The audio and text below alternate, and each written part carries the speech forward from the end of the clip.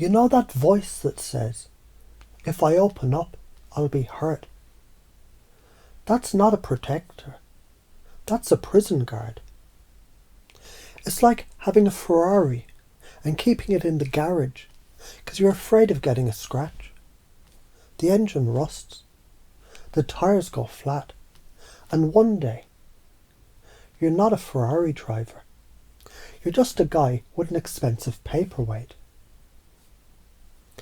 Every time you tell a small, inconvenient truth, every time you say no to something that drains you, that's you chipping away at the prison wall. We're just going to hand you a sledgehammer. Your brain, it has these neural pathways, like cow paths in a field. The more you walk the path of I'm not enough, the deeper the rut gets. It becomes the only road you know. Neuroplasticity isn't some fancy term. It's your brain's ability to say, fuck this path, I'm building a highway to the goddamn summit. Every time you choose confidence over fear, you're not just thinking a new thought. You're paving a new road with a steamroller. The karma of stagnation. If you keep this up, you become a ghost in your own life. People don't desire ghosts. They desire life. They're drawn to the man whose presence is like a fire in a cold room. Your neediness. That's you shivering and asking to borrow their heat. Your radiance. That's you building your own goddamn sun. This isn't about fixing yourself. It's about transmutation, alchemy, turning the lead of your insecurities into the gold of your essence. Your fears, your insecurities, your past hurts. This isn't garbage. This is raw ore. It's heavy and dirty. You can either drag it around and complain, or you can build a forge. The fire is your willingness to feel it. The hammer is your conscious choice to reframe it. And the anvil is your unbreakable core. You pound that ore with the hammer of your intent until it becomes the unbreakable sword of your authenticity. You're at a party, pretending to like a band you hate to impress someone. You feel small. The transmutation. You feel that smallness, that tension. You breathe into it. And you say, you know, I never really got into them. What I really love is this. You don't just state a fact. You send a signal to the entire universe. I'm here. This is me.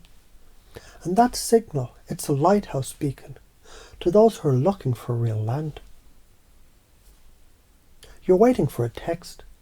Every minute feels like an hour. Your stomach is in knots. This is your spirit begging for a crumb.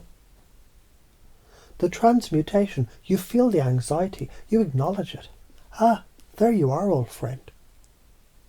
Then you put down the phone and you go do something that makes you feel alive. You pick up your guitar, you go for a run, you read a book that ignites your mind. You become the source of your own validation, and suddenly, you're not a beggar at the banquet. You're the goddamn chef, and people are drawn to the one who cooks the feast. This is where it gets fun. We're upgrading your internal operating system. You think your intuition is some woo-woo mystery. Bullshit. It's your brain processing data at a speed your unconscious mind can't keep up with. It's your spiritual Wi-Fi.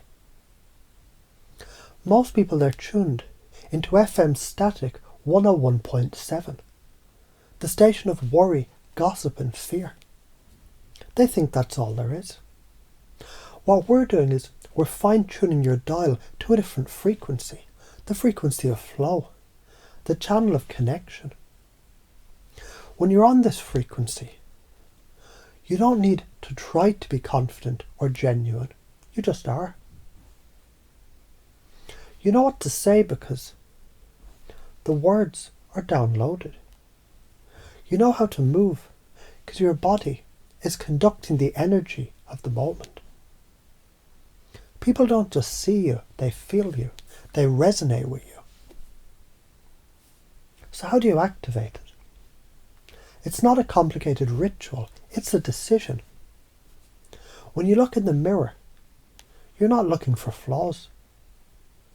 You're locking eyes with the infinite being staring back at you. And you say, I see you, King. And you fucking mean it. When you walk into a room, you're not scanning for threats or approval. You're broadcasting a silent, warm, powerful signal. It's good that I'm here. You think your dating life, your career, your health, your spirituality are all separate rooms. They're not. They're all one house. The belief that you're not enough in one area, it leaks into all others. It's a crack in the foundation. But when you patch that crack, when you stand in your power in a conversation, it strengthens the entire structure. Your work improves because you're not afraid of being seen. Your health improves because you respect the temple you inhabit. Your joy becomes unshakable because it's sourced from within. You become a man of integrity, not because you followed a rule book, but because the word integrity comes from integer, meaning whole. You're integrated. You're one thing. And that coherence is the most attractive force in the known universe. So this is it. This is the download. You're not here to become more attractive. You're here to become so vibrantly, unapologetically, magnificently yourself that your very presence is an invitation for them to remember who they are. You'll stop seeking permission and start emitting a reality. You'll stop performing and start inhabiting. The neediness will be replaced by a generosity of spirit that comes from a cup that's always overflowing. The insecurities will be replaced by a calm, unshakable knowing that you're built on a bedrock. And you'll notice, without even trying, that the world and everyone in it responds to you differently because you've stopped being a question and have become the goddamn answer. The installation's complete. Now go live it.